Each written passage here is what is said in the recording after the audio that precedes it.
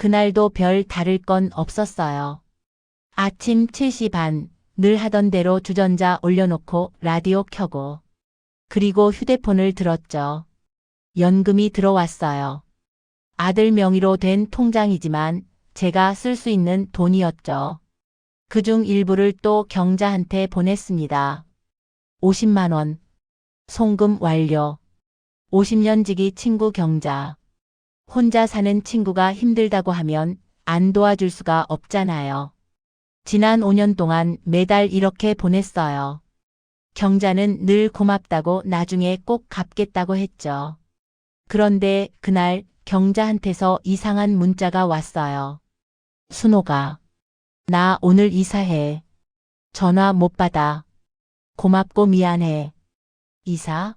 나한테 한마디 상의도 없이? 50년 친구인데? 고맙고 미안하다니 이게 무슨 소리지? 며칠이 지났어요. 경자한테 아무리 전화해도 없는 번호입니다만 나왔죠. 그래서 직접 찾아갔어요. 경자가 살던 그 낡은 아파트. 문은 잠겨 있었고 집주인 말로는 며칠 전에 짐 싸서 나갔다고 하더군요. 그날 저녁 저는 확인했어요. 은행 앱을 열어서 경자 명의로 제가 만들어뒀던 통장. 잔고. 영원. 제 비상금 통장도 영원. 그 순간 알았어요. 제가 평생 모은 돈 1억 2천만 원이 경자와 함께 사라졌다는 걸. 50년 우정이 한순간에 무너지는 소리가 들렸어요. 멍하니 서 있는데 아들한테서 전화가 왔어요. 엄마, 지금 어디야? 비상금 통장 확인했어. 경자 이모한테 보낸 거 맞아? 급하다고 해서 좀 빌려줬다고 했죠. 그랬더니 아들이 소리를 지르더군요. 빌려줬다고? 그게 얼마짜린 줄 알아? 당장 경자 이모 연락처 대봐. 전화를 끊어버렸어요. 배신당했다는 게 무서운 게 아니라 아들한테 들킬까 봐 더 무서웠어요. 72살 먹은 엄마가 1억을 날렸다는 걸 어떻게 설명하겠어요. 다음 날 집으로 돌아왔을 때 며느리가 팔짱 끼고 서 있었어요. 어머님, 이러시면 저희가 모신 의미가 없잖아요. 그냥 조용히 계세요. 그 말에 화가 났어요. 72년을 살아온 사람한테 조용히 있으라니. 나는 너희한테 맡겨진 짐짝이 아니야. 내 돈은 내가 찾을 거고 내 친구는 내가 확인할 거야. 현관문을 박차고 나왔어요. 복도에 제 발걸음 소리만 울렸죠. 뒤에서 며느리가 뭐라고 하는 것 같았지만 듣고 싶지 않았어요. 밖으로 나오니까 숨이 좀 쉬어지더군요. 50년 우정이 정말 돈 때문에 무너진 걸까요? 경자가 정말 사기꾼이었을까요? 그날 밤 잠을 설쳤어요. 아들 말이 맞을지도 모른다는 생각이 들었거든요. 하지만 계속 머릿속을 맴도는 건 경자의 마지막 문자였어요. 고맙고 미안해. 사기꾼이 왜 미안하다고 했을까요? 50년 친구가 정말 아무 말 없이 사라질 수 있을까요? 다음 날 아들이 소파에 앉아 기다리고 있었어요. 앉아봐, 엄마. 어제 화낸 거 미안해. 경찰 신고하자. 내가 다 처리할게. 아들이 휴대폰을 제 앞에 내밀었어요. 화면에는 낯선 이름이 하나 떠 있었죠. 이 사람 최영민. 누구야? 최영민? 처음 듣는 이름이었어요. 경자 이모 통장으로 들어간 엄마 돈이 곧바로 이 사람 계좌로 빠져나갔어. 매번 수백만 원씩. 경자가 혼자 관리한다고 했는데 이 최영민이란 사람은 누구지? 경자가 나한테 숨긴 게 있었던 걸까? 아들은 계속 말했어요. 이 사람이 경자 이모 협박했거나 아니면 처음부터 짜고 엄마 돈 노린 거야. 50년 우정. 돈 앞에선 다 똑같아. 그날 밤 방에 혼자 앉아 있는데 손자한테서 영상통화가 왔어요. 15살 준이가 신기한 걸 발견했대요. 할머니, 경자 할머니가 준 옷장에 이상한 표시 있어요. 노란 크레파스로 쓴 S자. 그 순간 심장이 뛰었어요.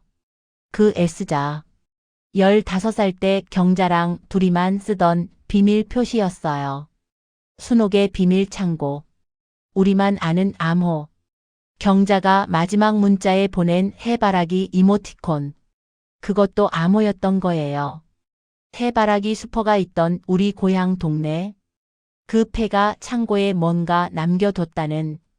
다음 날 아침 일찍 아들한테 말도 안 하고 고향으로 향했어요. 72살 할머니가 혼자 시외버스 타고 이 시간을 달려갔죠. 마지막으로 경자를 믿어보고 싶었어요. 고향 외곽 낡은 폐가 50년 전 경자랑 제가 비밀 장소로 쓰던 곳이에요. 담벼락은 무너졌고 창문은 깨져 있었지만 창고는 그대로였어요. 창고 문을 열었어요. 먼지가 폴폴 날렸죠.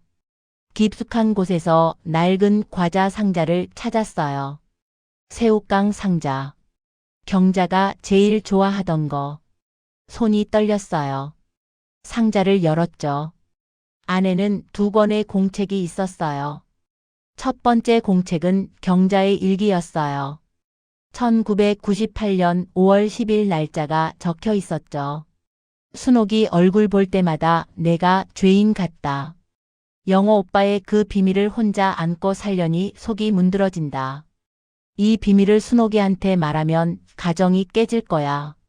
그냥 내가 영원히 묻고 가야지. 남편 영호의 비밀? 경자가 우리 남편의 비밀을 알고 있었다고? 평생 나한테 말 한마디 없이? 2번째 공책을 펼쳤어요. 이체 기록과 메모들이 빼곡했어요. 2024년 10월. 순옥이가 또 돈을 보냈다. 미안해서 눈물이 난다. 이 돈은 전부 영민이한테 보낸다. 영민이 치료비가 계속 늘어난다.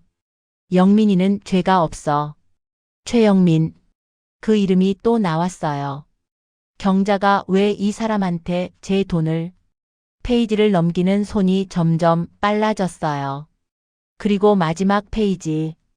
2025년 3월 25일. 경자가 마지막 문자 보내기 하루 전이었어요. 오늘 순옥이한테 마지막 문자 보낸다. 내가 돈 가져갔다고 해라. 순옥아, 미안하고 고맙다. 영오빠가 남긴 거. 끝까지 지켜줘서 후회 없다. 영민이는 영오빠의 아들이다. 순옥이한테는 절대 말하지 마라. 공책이 손에서 떨어졌어요. 창고 바닥에 주저앉았죠. 영호이. 아들? 제 남편의 숨겨진 아들? 경자는 저를 배신한 게 아니었어요. 20년 넘게 남편의 비밀을 혼자 안고 그 아이를 대신 돌보고 저를 지키기 위해 평생을 침묵했던 거예요. 창고에서 얼마나 앉아 있었는지 모르겠어요. 해가 기울어서야 정신을 차렸죠. 곧장 서울로 향했어요. 공책 마지막에 적힌 병원 주소를 보고 종합병원 420호. 최영민이 입원해 있다는 병실. 문 앞에 섰을 때 다리가 후들거렸어요. 문을 열까 말까 망설이는데 병실에서 40대 여자분이 나왔어요. 순옥 아주머니시죠? 저 경자 이모 조카 선영이에요. 경자 조카라는 말에 목소리가 나왔어요. 경자는 어디 있어? 선영이 고개를 떨구었어요. 그리고 조용히 말했죠.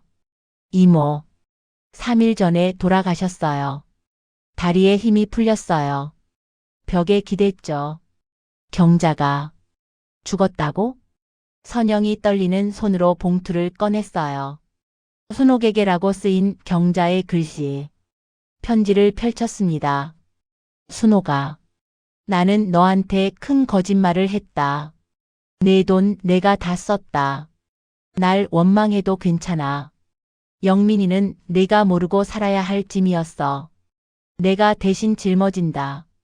50년 우정 고마웠어. 경자가 편지를 읽고 또 읽었어요. 눈물이 계속 흘러내렸죠. 경자. 바보 같은 경자. 420호 문을 열었어요.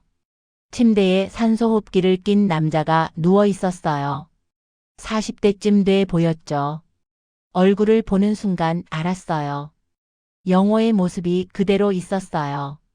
코, 눈매, 이마선까지 틀림없었어요. 제 남편의 아들. 침대 옆에 앉아서 영민의 손을 잡았어요. 따뜻했어요. 영민아, 이제야 찾아왔구나. 얼마나 앉아 있었을까요? 병실 문이 벌컥 열렸어요. 아들 민수와 며느리가 들어왔어요. 엄마, GPS 추적해서 찾았잖아요. 여기 왜 와 있어요? 민수가 영민을 보더니 소리쳤어요. 당신이 최영민이야? 우리 엄마 돈 훔쳐간. 그때 제가 일어섰어요. 천천히 침착하게. 내 아빠 아들이야. 병실이 조용해졌어요. 민수가 얼어붙었죠. 20년 전 내 아버지가 낳은 숨겨진 아들이라고 말했어요. 경자가 그 사실을 알고도 나한테 평생 말 안 했다고. 우리 가정이 깨질까봐. 이 아이를 대신 돌봐준 거라고. 제가 5년간 보낸 돈은 경자가 영민이 치료비로 쓴 거였어요. 잃은 건 돈이 아니었어요. 경자의 마지막 자존심이었고 50년을 나를 위해 침묵했던 친구의 희생이었어요. 며칠이 지났어요. 저는 결정을 내렸습니다. 아들네 집을 나가기로. 나 이제 너희 집에서 나가야겠다. 아들이 당황했죠. 영민이 일 때문에 충격받았으니 계속 같이 살아야 한다고, 자기들이 돌봐주겠다고. 하지만 저는 알았어요. 이제야 깨달았어요. 아들이 저를 사랑하는 방식은 저를 돌봄의 대상으로 만드는 거였어요. 아들네 집에서 저는 짐짝은 아니었지만 제 삶의 주인도 아니었죠.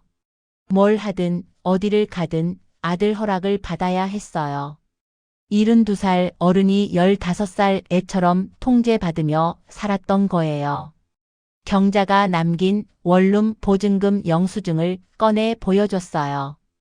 영민이 치료비 쓰고 남은 돈으로 경자가 제 이름으로 작은 방을 마련해 뒀더라고요. 이 방에서 제 발로 밥 해먹고 제 뜻대로 살겠다고 했어요. 경자 목까지. 영민이 간병은 같이 하되 이젠 해달라가 아니라 같이 하자로 말하겠다고. 가방을 들고 현관으로 향했어요. 아들과 며느리가 제 뒷모습을 말없이 바라봤죠. 복도를 걸어 나오는데 가슴이 뻥 뚫리는 느낌이었어요. 일주일 후 저는 햇살 잘 드는 작은 원룸에 앉아 있었어요. 방은 작았지만 온전히 제 공간이었어요. 아무한테도 허락받지 않아도 되는. 휴대폰으로 사회복지사 자격증 정보를 검색하고 있었죠. 72살에 새로 공부를 시작하다니. 경자가 보면 뭐라고 할까요? 아마 웃으면서 응원해 줄 거예요. 문 두드리는 소리가 났어요. 아들과 며느리가 과일 박스를 들고 들어왔어요. 엄마, 영민이 간병 저희도 같이 할게요. 저희가 배워야 할 게 많네요. 돈은 거의 사라졌지만 저는 잃었던 걸 되찾았어요. 내 삶을 결정할 수 있는 권리. 그리고 용서할 수 있는 마음. 복잡하게 꼬여있던 실타래가 결국 경자의 희생과 저의 용기로 풀어진 겁니다. 늦었지만 지금부터라도 제 삶을 다시 설계할 거예요. 이젠 짐짝이 아니라 누군가에게 도움이 되는 사람으로. 여러분, 세상의 모든 관계는 복잡해요. 모든 진실은 쓰라리고요. 하지만 그 쓰라린 진실을 받아들일 때 비로소 진정한 홀로서기를 시작할 수 있더라고요. 경자는 제게 마지막으로 가장 큰 선물을 남겼어요. 돈이 아니라 나로 살 수 있는 용기였습니다. 50년 친구가 평생 지켜준 제 자존심. 그리고 제가 몰랐던 남편의 과거까지 짊어진 그 무게. 여러분도 확인해 보세요. 나만의 비상금 계좌가 있나요? 자녀와의 관계가 수직적 돌봄이 아닌 수평적 협력인가요? 남은 인생을 희생이 아닌 경험으로 채우고 계신가요? 늦었다고 생각하지 마세요. 저도 72살에 시작했어요. 지금 이 순간부터 시작하면 됩니다. 늦게 배운 깨달음일수록 더 깊습니다. 내 삶의 마지막 페이지는 타인이 아닌 내가 씁니다.